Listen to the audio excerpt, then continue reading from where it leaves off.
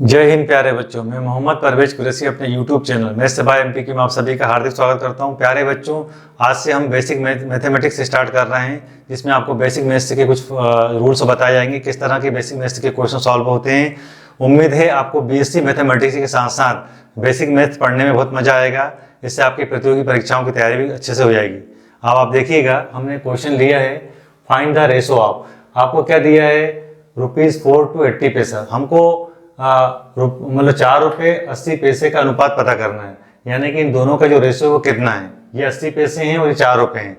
हमने दो क्वेश्चन लिए हैं इसमें, एक तो रुपीज वाला लिया है और एक किलोग्राम और ग्राम वाला क्वेश्चन लिया है। तो हम आपको सबसे पहले पहला क्वेश्चन सॉल्व करके बताते हैं, जो आपके कॉम्पिटिशन की मैथ में काफ़ी सहायता देगा और आपको काफ़ी फायदा होगा इससे। आप देखिएगा ध्यान से। तो सबसे पहले हम 11 क्वेश्चन सॉल्व करते हैं ए नंबर का ना। तो आपको ए वाला क्वेश्चन सॉल्व करना है। सॉल्यूशन ए लिख दिया हमने। आपको क्या दिया? ₹4 to 80 पैसा है ना। क्या दिया आपको? ₹4 to 80 पैसे। ठीक है, हमको इन दोनों का रेशो पता करना है। ठीक है, ठीक है प्यारे बच्चों। प्यारे बच्चों, सबसे पहले तो एक बात बताइए, आप ₹1 में कितने पैसे होते हैं? ₹1 में 100 पैसे होते हैं। आप अच्छी तरीके जानते हैं। अब हम जब ये जानते हैं कि ₹1 में 100 पैसे होते हैं, तो ₹4 में कितने होंगे? ₹4 में 400 पैसे होंगे। बस हमें 400 पैसों का और 80 पैसे का अनुपात यानी कि रेशो पता करना है। इसके लिए हम आपको बहुत एक सिंपल सा ट्रिक बताते हैं। सबसे पहले क्या करेंगे, हम ऐसा सोच लेते हैं यहाँ पर कि मान लो एक बॉक्स ये वाला है ना, ये बॉक्स है ए। मान लो इस बॉक्स का नाम ए है। ठीक है प्यारे बच्चों, ये आपका ₹4 वाला बॉक्स हो गया।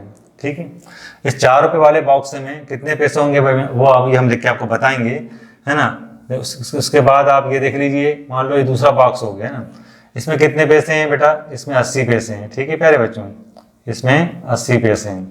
तो अभी हमने ओरली आपको बता दिया था कि ₹4 में कितने पैसे होंगे? 400 पैसे होंगे। तो हम यहाँ पर लिख भी देते हैं, ₹4 में 400 पैसे होंगे ना, 400 पैसे होंगे। अब वो क्यों होंगे? क्योंकि ₹1 में 100 पैसे होते हैं, इसलिए ₹4 में कितने हो जाएंगे? 400 पैसे हो जाएंगे। ये हमने आपको ओरली बता दिया। अब हम लिखते हैं इसको। हम यहाँ पर लिखेंगे वी नो दैट। ठीक है प्यारे बच्चों, हम जानते हैं ₹1 है ना। ₹1 में कितने पैसे होते हैं? 100 पैसे होते हैं। देखिए आप, ₹1 में 100 पैसे होते हैं। अब जब ₹1 में 100 पैसे हो गए बच्चों, तो ₹4 में कितने होंगे ये निकालने के लिए हम यहाँ पर लिखेंगे देयरफॉर, है ना। देयरफॉर यहाँ इम्प्लाइज लगा देंगे और यहाँ लिखेंगे हम ₹4। ये रुपीज़ का साइन होता है, ₹4। जब ये वाला साइन हटेगा रुपीज़ का, तो यहाँ आएगा 4 into 100। ठीक है, और ये हो जाएगा पैसे। ठीक है प्यारे बच्चों, मतलब जो ₹4 हैं हमने उसको पैसों में बदल दिया। तो 4 का जब 100 में इंटू हो जाएगा प्यारे बच्चों, तो ये हो जाएगा आपका 400 पैसे। ठीक है, जो कि हमने आपको ओरली बता भी दिया था। एक बॉक्स ए है और एक बॉक्स बी है।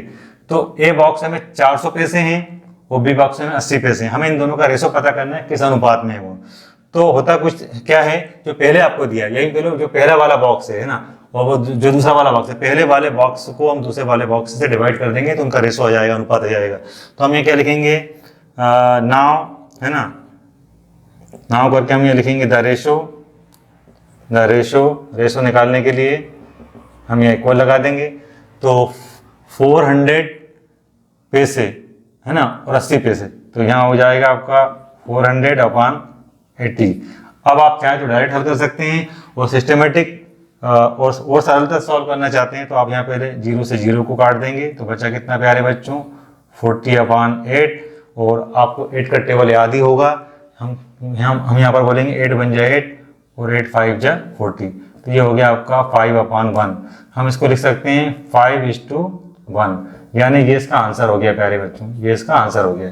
यानी इनमें जो अनुपात है, जो रेशो है, यहाँ पर 5 है पैसों का, यहाँ पर 1 है। ठीक है प्यारे बच्चों, इस तरह से ये क्वेश्चन हमारा सॉल्व हो गया। इसी प्रकार अब हम जो नेक्स्ट क्वेश्चन है, यानी कि सॉल्यूशन नंबर 2 हम जिसे भी कह सकते हैं, यानी कि हम यहाँ पर कह सकते हैं सॉल्यूशन नंबर बी जो है, हमको यहाँ 3 किलोग्राम टू 240 ग्राम दिया है। तो सीधी सी बात ये है कि आप सब अच्छी तरीके जानते होंगे 1 किलो में 1000 ग्राम होते हैं। अब जब 1 किलो में 1000 ग्राम होते हैं तो यहाँ पर कितने हो जाएंगे?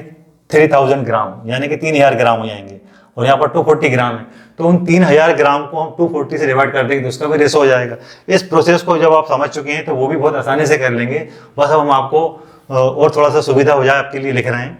तो आप देखिएगा यहाँ पर, आप यहाँ पर क्या लिखेंगे, वी नो दैट, या सिंस करके भी लिख सकते हैं, वी नो दैट, है ना। ठीक है प्यारे बच्चों, जो बड़ी वाली यूनिट है उस पर ध्यान दीजिए। हम जानते हैं कि 1 kg, है ना, 1 kg मतलब 1 kg का मतलब क्या हुआ, 1 किलोग्राम। 1 किलोग्राम में कितने ग्राम हो जाएंगे, 1000 ग्राम हो जाएंगे। 1 किलोग्राम में 1000 ग्राम होते हैं। तो उसका मतलब क्या होगा, देयरफॉर, है ना, हमने अभी आपको ओरली बता भी दिया था वो, लेकिन आपकी सुविधा के लिए लिख रहे हैं। देयरफॉर ये 3 kg लिखा है, kg मतलब किलोग्राम।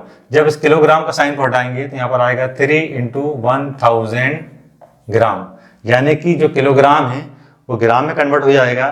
तो 3 किलो में या 3 kg में कितने होगा, 3000 ग्राम। ये आपके 3000 ग्राम होगा।